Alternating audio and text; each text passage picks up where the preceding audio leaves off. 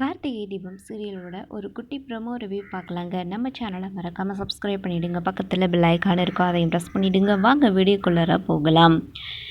ஐஸ்வர்யா எப்படியாச்சும் இந்த கீதாவை தீபா இல்லை அப்படின்னு சொல்லி நாச்சியார்கிட்ட உண்மையை சொல்லி எப்படியாச்சும் இவளை வீட்டை விட்டு துரத்தணும், அந்த துங்கா ரவுடிக்கிட்ட சொல்லி இவளை போட்டு தள்ள சொல்லணும் அப்படின்னு சொல்லி பிளான் பண்ணிக்கிட்டு இருக்காங்க. ஸோ ஐஸ்வர்யா தூங்கிட்டு இருக்கும்பொழுது அவங்களுக்கு பார்த்திங்கன்னா ஒரு ட்ரீம் வருது. அந்த ட்ரீம் என்ன அப்படின்னு பார்த்திங்கன்னா, நம்ம ஐஸ்வர்யாவை கார்த்திக் தீபா வீட்டுக்கு வந்துட்டு போலீஸோட ஐஸ்வர்யாவை அரெஸ்ட் பண்ண வைக்கிற மாதிரி தான் வருதுங்க.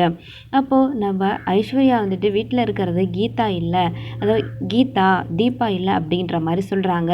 அப்படியா அப்படின்னு சொல்லி நாச்சியார் கேட்குறாங்க. ஆமாம், நான் தீபா இல்லை கீதா தான் அப்படின்னு சொல்கிறாங்க.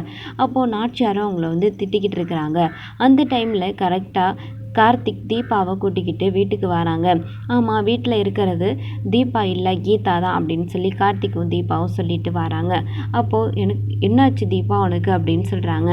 அப்போது என்ன மலை மேலேருந்து தள்ளி விட்டு கொலை பண்ண பார்த்தது இந்த ஐஸ்வர்யா தான் அப்படின்னு சொன்ன உடனே போலீஸ் அவங்கள அரெஸ்ட் பண்ணி கூட்டிகிட்டு போகிற மாதிரி காட்டுறாங்க. இன்னொரு பக்கம் ஐஸ்வர்யா, ஐயோ என்னை விடுங்க விடுங்க, நான் எந்த தப்பு செய்யலை, கார்த்திக் காப்பாற்று அப்படின்னு சொல்லி அந்த இடத்துல நம்ம ஐஸ்வர்யா கத்திட்டு இருக்காராங்க. கொஞ்ச நேரத்தில் பார்த்தா ஐஸ்வர்யா எழுந்துக்கிறாங்க தூக்கத்துலேருந்து.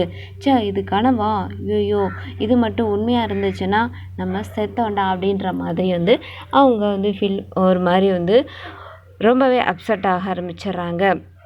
இன்னொரு பக்கம் மறுபடியும் இந்த கீதா யாருன்ற விஷயத்த வீட்டில் சொல்லணும் அப்படின்னு சொல்லிட்டு நம்ம ஐஸ்வர்யா பார்த்திங்கன்னா அந்த துங்காவிடம் அவங்க கூட்டணி சேர்றாங்க. சீக்கிரமே இந்த கீதாவை இந்த துங்கா கிட்ட ஒப்படைக்கணும், அவங்கள வச்சு இவளை இங்கேருந்து முதல்ல இழுத்து போக சொல்லணும் அப்படின்னு சொல்லிட்டு பிளான் பண்ணுறாங்க.